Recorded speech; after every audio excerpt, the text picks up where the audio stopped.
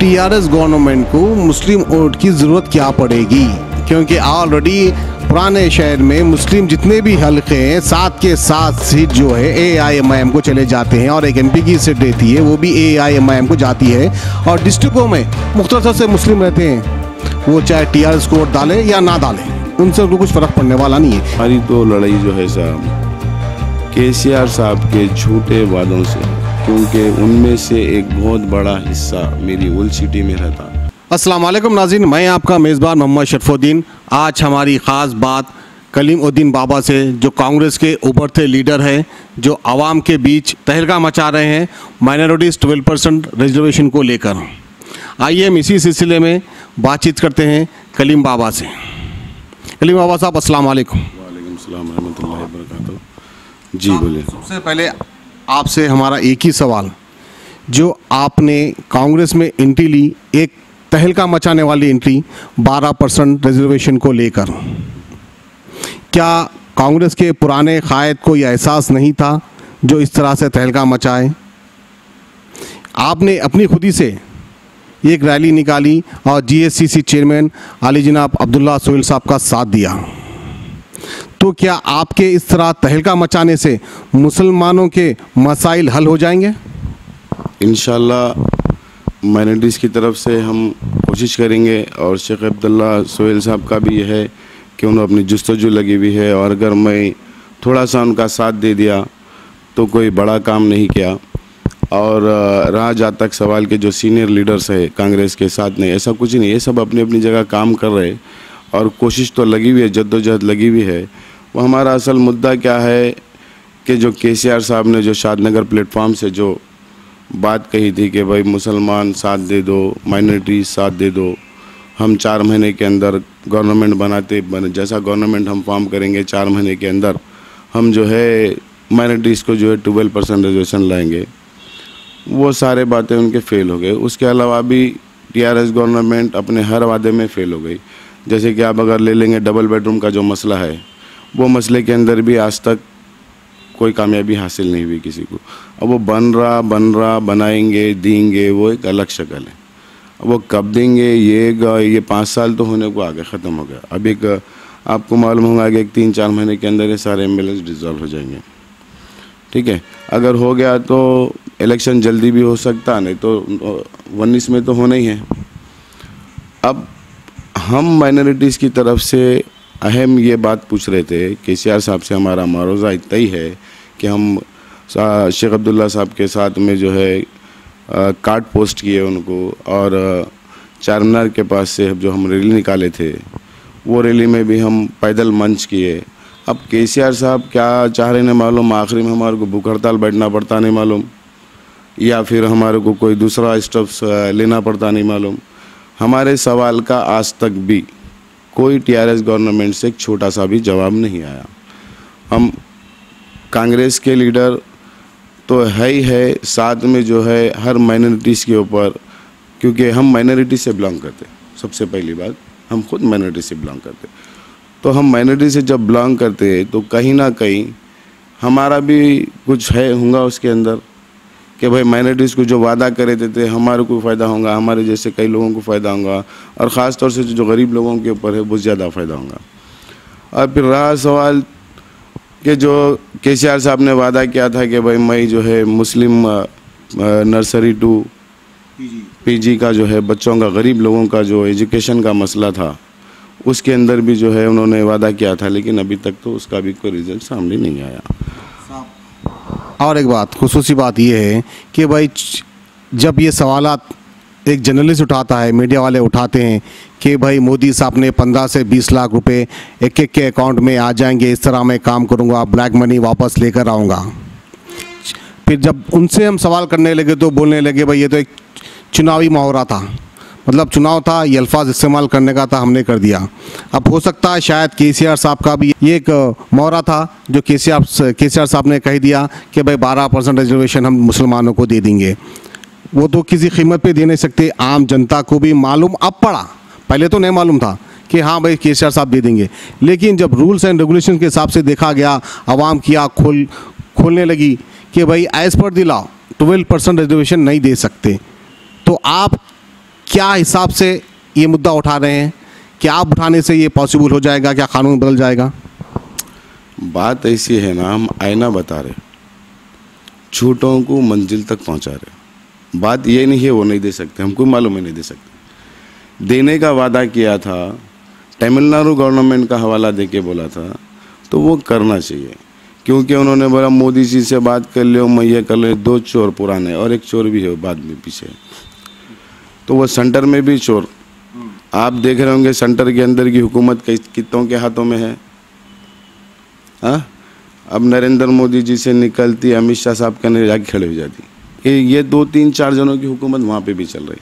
और ऐसे ही यहाँ पे एक फैमिली हुकूमत है और एक हुकूमत है, और क्या हुकूमत मैं बोलता हूँ, बोल city is the best king of बादशाह बोल सकते हैं इसको। ऐसी है तो बादशाह ही थे। तो हम हिंदुस्तान में कभी कभी ऐसा दिख रहा, हम हिंदुस्तान में है ही नहीं, खाली खेलों में है। क्यों? मोदी जी आते हिंदुस्तान को जो है एक नया आईना बता देते, लोगों को बोलते 15 लाख आ जाएंगे, लोगों को बोलते ये आ जाएगा, वो मिल जाएगा। खैर अच्छे दिन तो छोड़ दो भाई, वो अच्छे दिन कहाँ देखने को मिला। जब से उन्होंने बुरे दिनों का सामना कर रहे, सब मई नहीं सभी बुरे दिनों का सामना कर रहे। अब क्या है, ये तो सेंट्रल गवर्नमेंट की बात है, वो तो धोखेबाज है, पूरी दुनिया को मालूम हो गया, मेरे बोलने की बात नहीं है। पूरा हिंदुस्तान ये बात को जानता है कि मोदी जी सिर्फ बोलने वाले हैं, करने वाले कुछ भी नहीं है।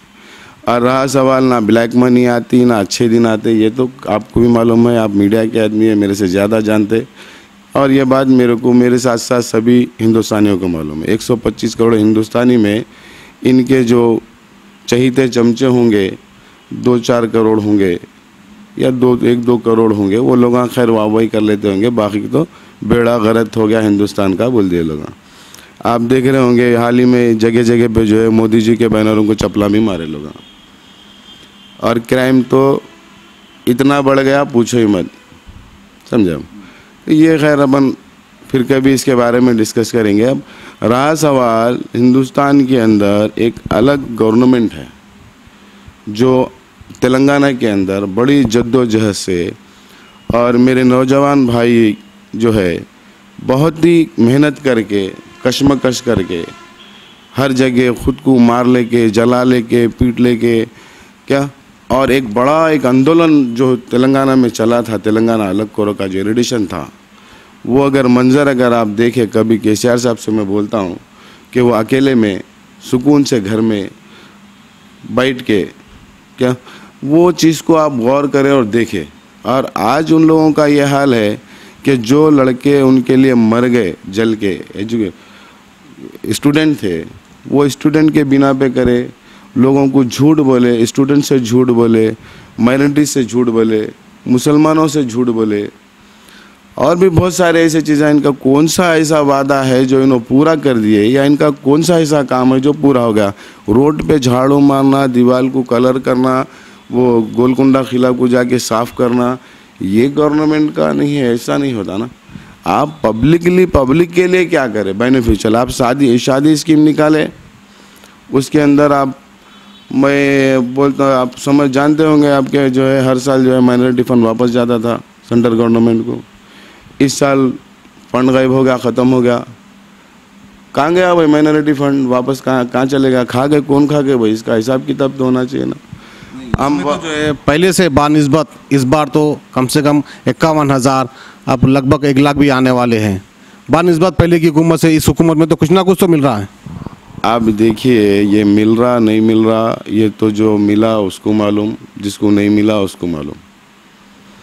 मैं एक सोशल वर्कर आदमी हूँ, पब्लिकली बीच में रहता हूँ, तो पब्लिक के बीच में पब्लिक को किसको मिला, कितना नहीं मिला, इंशाल्लाह मैं आपको बहुत जल्दी रिपोर्ट डोर टू डोर दे दूँगा। हाँ, डोर टू डोर दूँगा आपको। जो है आरटीआई की रिपोर्ट अलग हो जाएंगी और डोर टू डोर रिपोर्ट अलग हो जाएंगी। अब आरटीआई में जितने लोग जो पिटीशन डाले हुए हैं, वो लोग अवेलेबल शादी करते क्या भाग गए? शादी करते चले गए क्या? नहीं, शादी करके वही घर में होंगे ना। तो ऐसा नहीं है, ये सब धोखाबाजी का काम है। और रहा सवाल आज की तारीख में, देखो जी, तुम किसान को बोल के 4,000 रुपये दे रहे बोल के तुम सिर्फ लोगों का मुंह बंद कर दिए। 4,000, अब 4,000 6 महीने 8,000 रुपये का है काम, वो 4,000 के जो काम बचे बांटे आप, उसके अंदर आप करें क्या?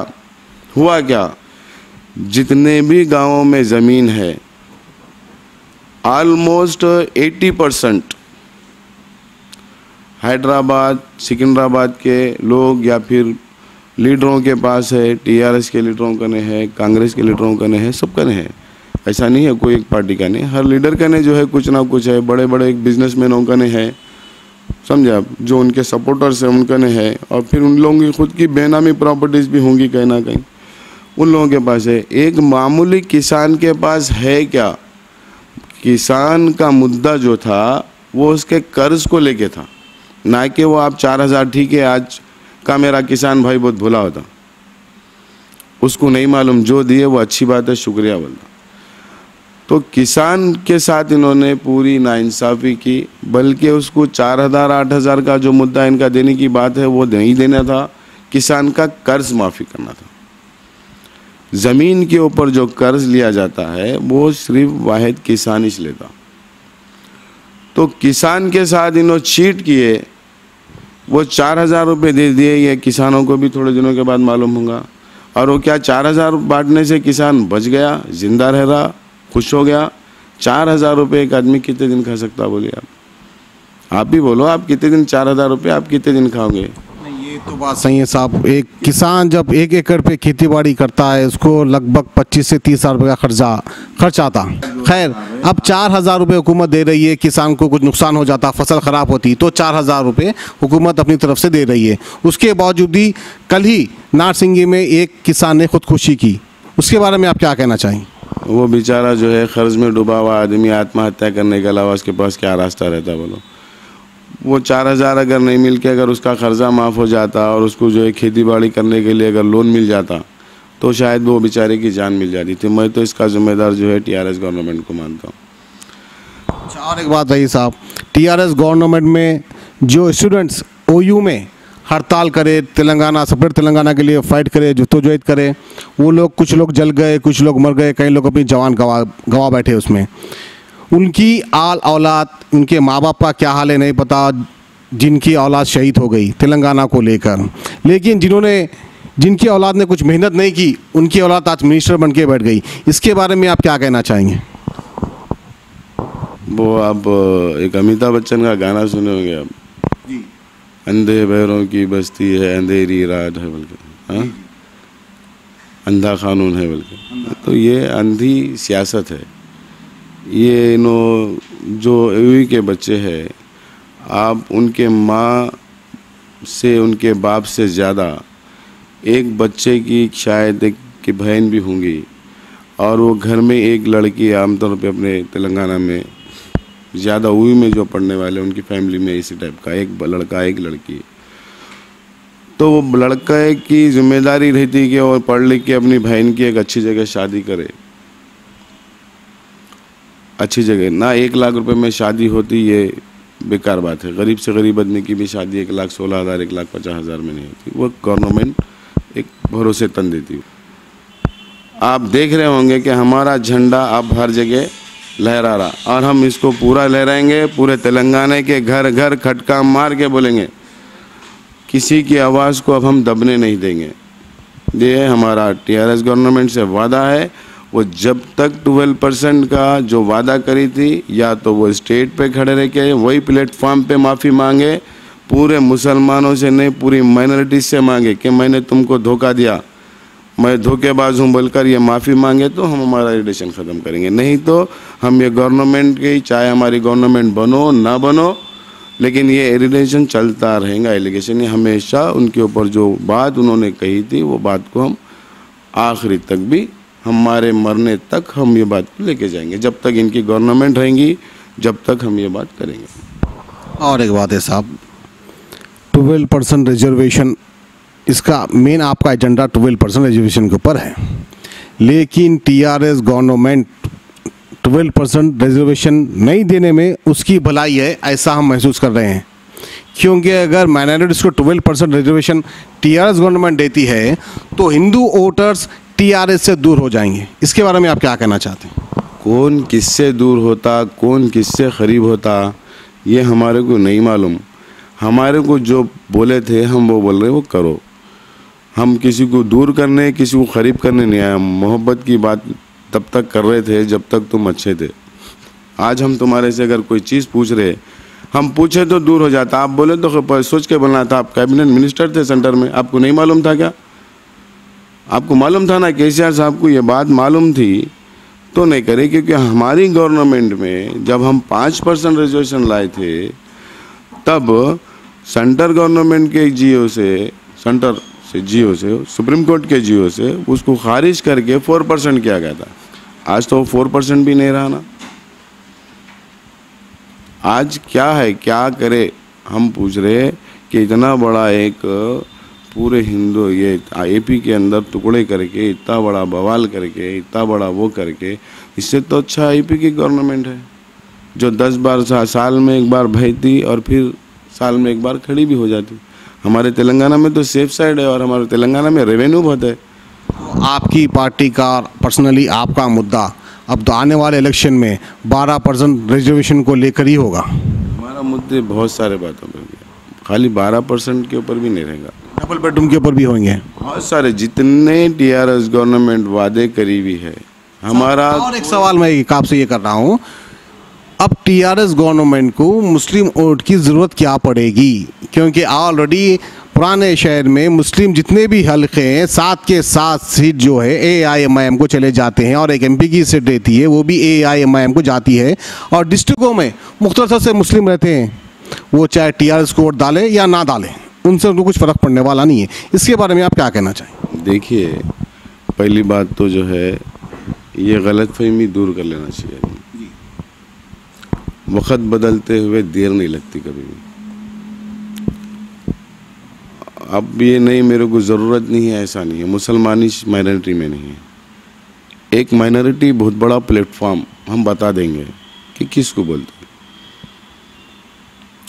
माइनॉरिटीज़ पूरे आप तेलंगाना में कितने हैं उसका कैलकुलेशन कर लीजिए पहले, और उसके बाद माइनॉरिटीज़ में सब आते हैं। आप मुसलमान, हिंदू, ये वो ये नहीं करना, सिख ईसाई नहीं साहब, लो कास्ट आते हैं, मुस्लिम्स आते हैं, बीसी आते हैं, सब हमारा भाई है। हिंदू भाई है मेरा, हिंदू भी मेरा भाई है, सिख भी मेरा भाई है, ईसाई भी मेरा भाई है। लो बिलर, हम लोग हैं भाई। हमारे बीच में आपस में कुछ भी नहीं रहता। हम एक दूसरे को बांट के खाने की बात करते हैं, हम किसी का छीन के खाने की बात नहीं करते।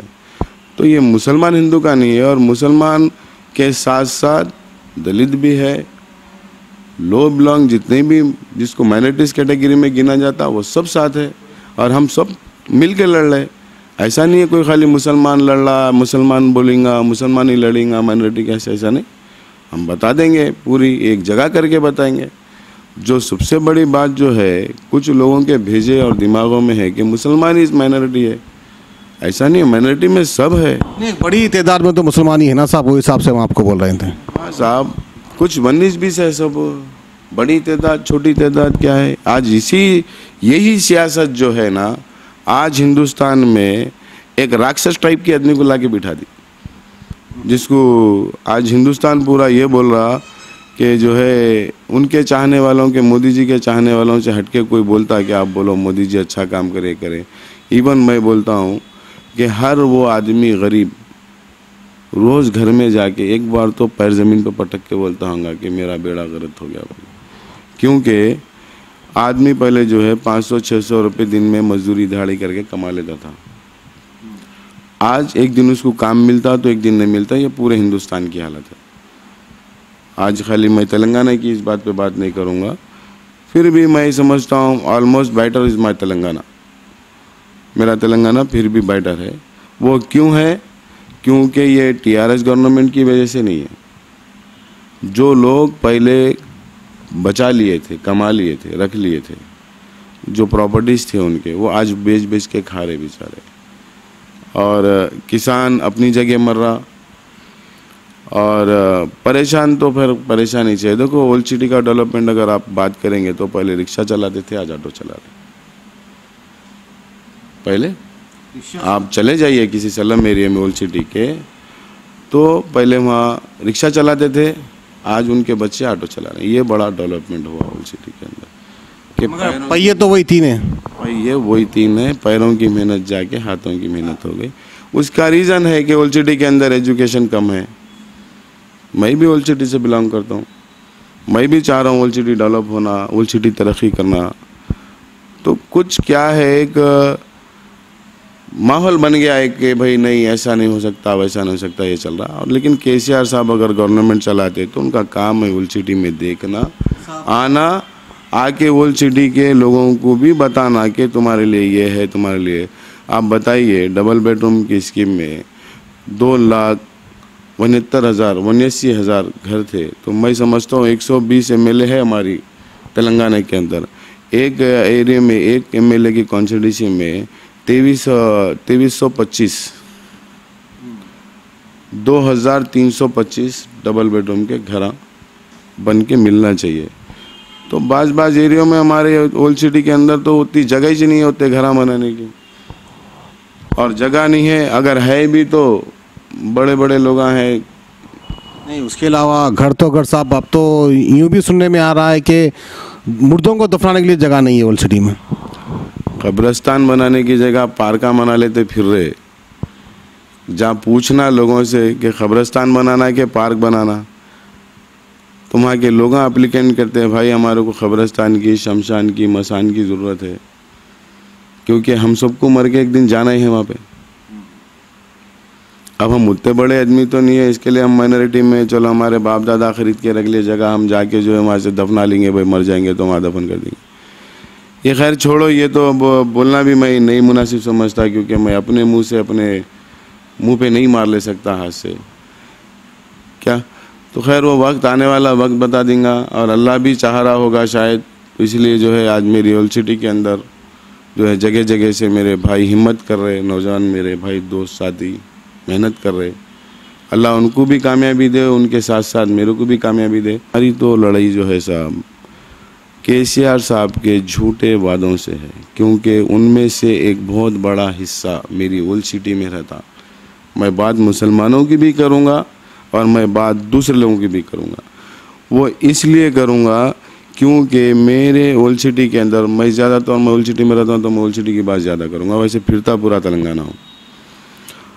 तो ओल्ड सिटी के अंदर जो माहौल है उसके ऊपर जो गरीब लोग हैं उनके लिए क्या केसीआर साहब करे आज तक मालूम होना। वो शादी स्कीम मस्जिदों में 2 लाख रुपए दे दो, बल्कि आधे खा लिए, आधे शादी स्कीम में खा लिए। वो साड़ियाँ बांटे रहे, भाई आप साड़ी नको बांटो, आप महीने को राशन बांट दो। गरीब के घर का राशन तुम घर बना के दे दो, उसको किराया बच जाता उसका। ये बहुत सारे मुद्दे हैं। अगर हम सालाना बजट के अंदर अगर ध्यान डाल के देखें तो मुसलमानों का माल कौन कौन खा रहे, माइनॉरिटीज़ का माल कौन कौन खा रहे, एशियों का माल कौन कौन खा रहे, ये बहुत बड़ा एक इशू बनने वाला है। चलाएंगे हम इसको, और हम हर एक चीज़, छोटी से छोटी चीज़ को भी हम टेबल पे रख के सर्च करके बात करेंगे। एक तो जो है इतना बड़ा इरिटेशन चला 3 साल तेलंगाना का, एक इशू चला, बहुत बड़ा इशू चला। चलो भाई तेलंगाना अलग, तेलंगाना कौन अलग करे? तेलंगाना के वहाँ झूठ कहाँ आदमी की, चलो 1 झूठ 2 झूठ 3 झूठ 4 झूठ, ये तो झूठ की मंडी है वो पूरी। तेलंगाना अलग करने से पहले केसीआर साहब बोले, सुनिए मैडम, मैं अगर आप तेलंगाना अलग कर दिए तो मैं मेरी पार्टी को लेके आप में जम हो जाऊंगा। बोले थे क्या नहीं बोले थे? आप मीडिया में तो आपको मालूम होगा 2014 का किस्सा वाक़या, बोले थे ना।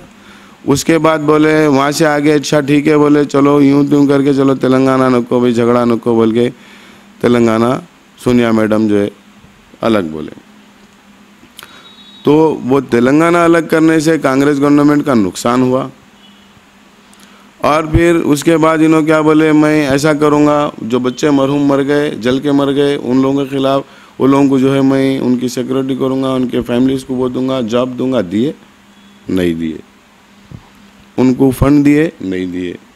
फिर उसके बाद इन्होंने क्या करे, इलेक्शन में आके खड़े रह के मैं एक नया इशू कर दिया। मैं शादनगर प्लेटफॉर्म पे से खड़े रह के आप सब लोगों को एक वादा कर रहा हूँ कि मैं जो है मेरी गवर्नमेंट 4 महीने बनते ही 4 महीने के अंदर मैं 12% रिजर्वेशन पास करूँगा।